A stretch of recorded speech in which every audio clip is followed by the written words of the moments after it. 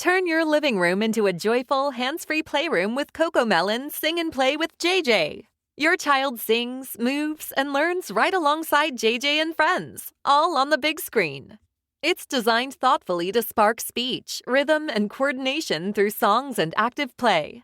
Try an ad-free, safe, and interactive way to make screen time part of their learning and growth. Parents love how easy it is, voice-controlled and frustration-free.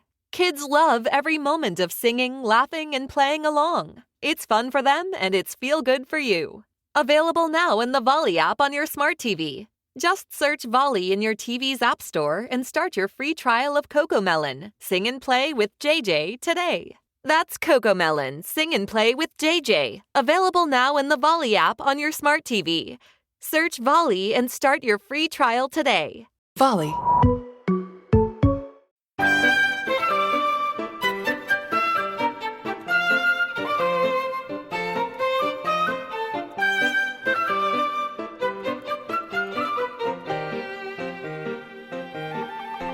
Welcome to Homeschooling Outside the Box, the podcast that encourages and equips moms to homeschool an outside-the-box child.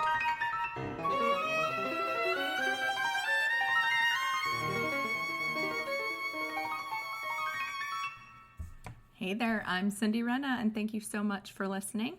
Today is going to be a continuation of the last podcast I did, which was on zone work.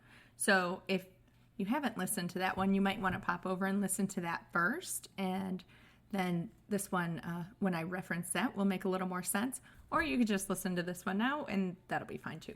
So today we are talking about money. We are talking about our children and money. And the reason this is a spinoff of the zone work episode is because as I was recording, I could feel the questions that people were probably asking. The most common one being, do they get paid for doing their zone work? If you didn't listen to the last one, zone work is sort of like chores. So I think so many people have it ingrained in their head that, you do your chores and then you get paid for them. That's not the mentality that I'm going to talk about on today's episode. So I'm going to talk about it in kind of a different way. So in our home, zone work is done because we're a family. So we just all pitch in and we all want to have a nice home, and many hands make light work. So we are just going to do that work together. Money is a somewhat separate thing. So early on, my husband and I knew that it was going to be important to teach our kids about money. He and I like to learn things the hard way. Okay, maybe we don't like learning it the hard way, but for whatever reason, it seems like that is the way we learn things. So we learned about money by making tons of mistakes through our teen years and early adulthood. When we had children, we knew, okay, we are not wanting them to follow down that path. So we wanted to educate them early. We wanted to set some really solid habits in place for them so that they could avoid some of the mistakes that we had made, or we could at least sleep at night knowing that they at least have the tools to avoid those mistakes. Whether or not they choose to do that is up to them, but at least we had given them the skills that they needed to make good decisions surrounding money. So when the boys, who are now 13, and 11, were probably 5 and 4, or maybe 6 and 5, somewhere in that range, I knew it was time to start talking about money. And it could have been earlier than that, but we knew that it was sort of a conversation that was ongoing, but we also wanted to implement some practical ways to teach them about it. So way back then, we were deciding how we were going to teach them about money. And really, the best way to teach them is by using it and having it and spending it. And if we learn lessons best by doing, then let's teach them in a safe environment. Let's teach them to spend $1 the way that we want them to spend $100. And let's start it really, really early so these habits are concrete. So don't despair if you haven't done any of this with your kids and they're older. This is still definitely something that you can start with them now. It's not too late. One of the big things that started our money discussion was a very organic sort of thing that we would go shopping with the kids, and we would go to Target, or I would take the kids to Target, and of course they would see something that they'd want, and that is the perfect opportunity to start teaching about money. And so what we would say is, oh, well, let's see how much it is, and we'd look at the little price tag. Oh, it's $5. And then I'd look at them and then I'd say, do you have $5? And, their big eyes, no, I don't have $5. I said, oh, well, if we took it, then that would be stealing. We have to give the $5 if we want to take the toy with us. So it was little conversations like that happened, on a weekly basis that started really setting some of those habits in their mind that you have to have money if you want to purchase something. So we had taken the Dave Ramsey Financial Peace class years ago. So some of the things that we started with the boys obviously spun off from that, one of which was the give, save, spend system. So that's what we ended up doing. We made 3 little jars for each boy. And, when they're really little, it's so good to have a see-through jar. If you do like an old, you could do an old popcorn jar or little mason jar or whatever, and then they can see the coins go in. And then when they have to take them out, they see it go out. It's a very good visual for them. So we've gone kind of back and forth on the amounts we give them and how much. But after lots of experience, where we're at right now, the way we do it today is that each child gets paid once a month. The rate that we have right now is up to 5 years old, they get $5. Ages 6 through 10 get $10, and ages 11 through 15 get $15. By age 15, and who knows, because we're not there yet, so this could adjust, we'd like them to start adding little side jobs or sort of contributing to their income. They'll still always get some sort of payment from us until they leave the home. I just don't know what that number is yet because we're not there yet. So that's what I have right now. Who knows? I could find in 2 years that $15 is not going to be enough, but this is what we're doing right now, and it's really working out. So once a month it's payday, and we make it this big event. It's a whole process. So they don't have the little jars anymore because they're big kids, but they've got envelopes that have their pencil case envelopes. I don't know what they're called, but they've got 2 pockets. So they've got a pocket in the front and a pocket in the back. And so on payday, I call them and I count out their money. And this is really key too, because you're training them in so many things when you're teaching them how to work with money. So one of them is to make sure that they count their money or double check when somebody gives them something that they count it also. So every now and then I will give them the wrong amount. I'll give it $1 off or whatever. And so I'll call them and I'll say, okay, how much do I owe you this month? Or, how much are you getting paid this month? And they'll say, whatever, $15. And I'll say, okay, here you go. And I'll count out 14, and then they are responsible for counting it back and double checking. So that's just kind of enforcing that habit of double checking, making sure it's accurate. And then at that point, they do 10% into giving, and then they do 10% into savings, and then they get to spend the rest. A little note on the amounts. It is a pain to do those percentages.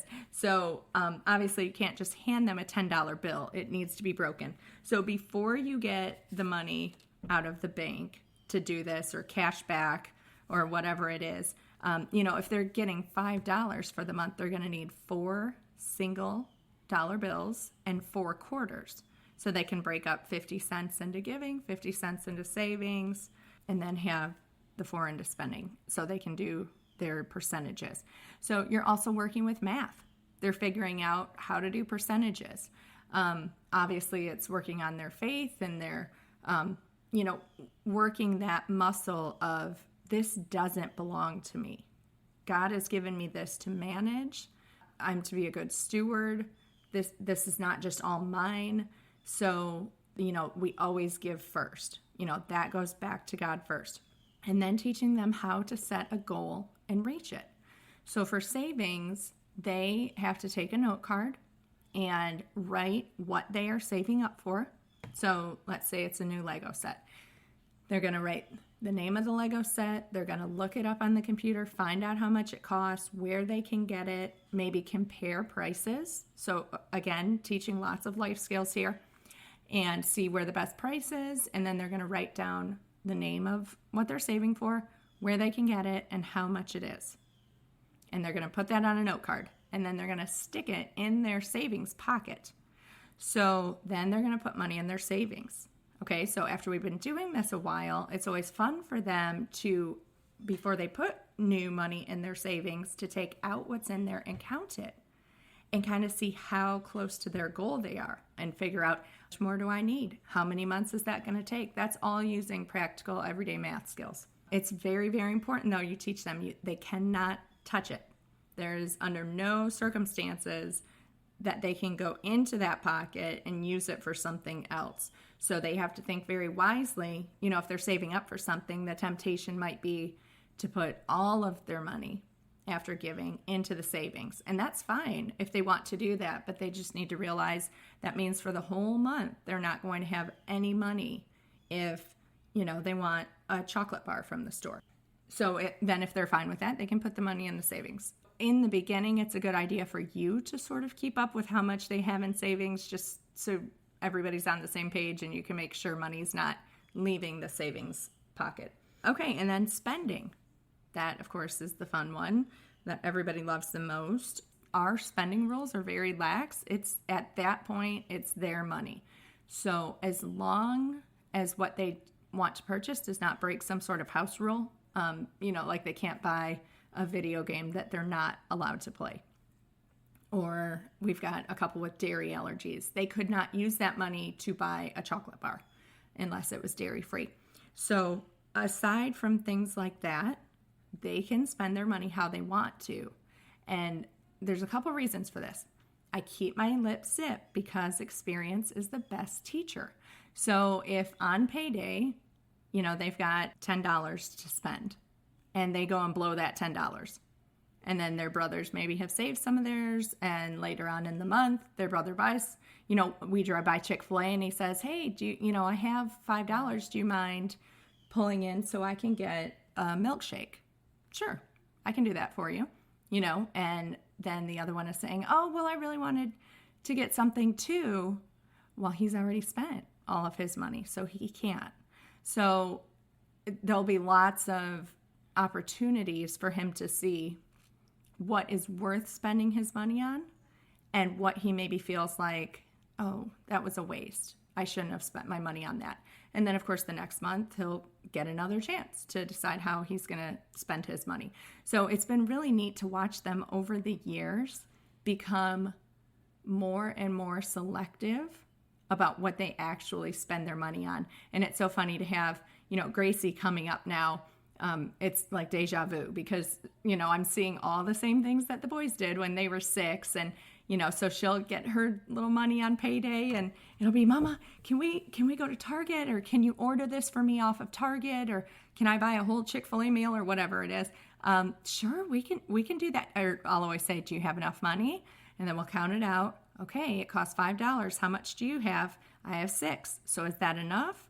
It is. And there's your math again. Okay, is it greater than, less than, or equal to? So they're working all those skills. And I'll say, sure, when we go out today, I'd love to do that for you, knowing that, 2 days later, she's going to be upset that she didn't get to do something.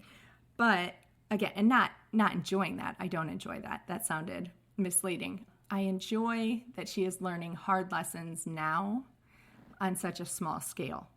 And that hopefully once she's learned those lessons, they'll be, she'll have much healthier habits because of them. Okay, so let's go back to zone work. So I said that it mostly doesn't have anything to do with zone work, but it does have something to do with it. Because in the last episode, I had talked about if the person was just completely unwilling to do their zone work, that one option is to, hire out that work. Or if the child keeps, leaving their clothes on the floor and I end up having to pick them up, they can be charged a small fee for my cleaning services. So all of this led us to them needing to have a stream of income. If that happens, then that will come out of their spending. They cannot take it out of savings. Now, if they have already spent their money, then it becomes a debt. Now, this is something that, we've talked to them lots about. We don't let them borrow money from each other unless it is, if they're going in on something together, that's one thing. But we have from time to time, if there was something really, really special that they wanted and it was a reasonable price, we have put things in layaway before. So I would buy the toy and it would sit on top of the fridge. And then once the child had paid for it, then they could get it down. What we sometimes found was that they didn't even want it after a while. And so we would just return it. And so that's kind of a lesson in itself too, is figuring out whether or not it's something that they really do want. So that's the one side with zones, that if they're not doing their chores, they have money that they will pay somebody else to do it. If they do go into debt, just another note on that, then the next month when they get paid, they give, and then they save, and then they have to pay their debt before they receive their out of their spending money. They're not allowed to spend any of their money until their debt is clear. The other side of the money with zones is bonuses. So from time to time, if I see a child just really doing an excellent job, or stepping in and helping somebody who, might not have even asked, then I will give them a bonus on their payday, a couple dollars, depending on what it is that they're doing. So that's another way that money plays into zone work. All right, so some questions to address. What about earning extra money? So what if your child really wants to buy a new XYZ and they are not going to have enough money to do it that month and they really want to earn some extra money? So we have something called work for hire. And what that is, at one point I had a board that I had hung up, and so the actual money was just hanging there. And so there'd be a little sticky note that said, watch Gracie for 20 minutes. And there'd be a dollar bill underneath it. And so that was great to have a visual that they could see what their options were. Or it could be a job that I maybe didn't have time to get to. It's part of my zone work, but it just wasn't going to happen. Or it could be something like we've got tons of Lego and we always have a cleanup bucket. I might pay $1 or $2 for somebody to sort that bin. And they could use that as a way to earn extra money. So there have been a few different odd jobs that we will put up there because I think that's a valuable lesson too. As an adult, when you need to earn some extra money, there's always odd jobs. Think outside the box. What could you do that might not be your normal job, but what is a way to bring in some extra money for a one-time thing? Now, the thing with earning extra money is you cannot earn extra money. You can't take on an extra job until your zone work is done for that day. It can't be something you do instead of your own zone work. So that's a way to earn extra money. Another question might be about gifts, like birthday money. So when there's money coming into them, whether it be for birthdays or Christmas or whatever, there's a couple different ways we handle that. So if it's cash or check, then that goes into a special envelope that I keep. And that ends up going towards different activities they want to do. Or at one point, Benjamin was saving up for this huge Harry Potter set. And, he had saved his money, but it was going to take him a lifetime to save up at that rate. So we did contribute some of his envelope money towards that purchase. So if there's like a really special occasion, big ticket item, that money can be put towards that. We do let them spend a little bit of it if there's something specific they like, but what we want to avoid, or that they want, but what we're trying to avoid is them having that money burn a hole in their pocket. So if they know they've got $100 from their birthday and it's just sitting there, what we found is that they would, we'd end up in Target just with decision fatigue, trying to find a way to spend that money. So what I would explain to them is, your birthday is in June. Sometime in September or October, you're going to want something and you're not going to have any big income. It's not going to be close enough to Christmas. Wouldn't it be a nice time to use this money then? Because you just got other birthday gifts, you could enjoy those, and then we could deal with this later. We sort of tuck that money aside. Same thing, if it's a gift card, I encourage them to kind of wait on it and save it for a time that they don't have any new toys to play with, or, they haven't just had a birthday party or what have you.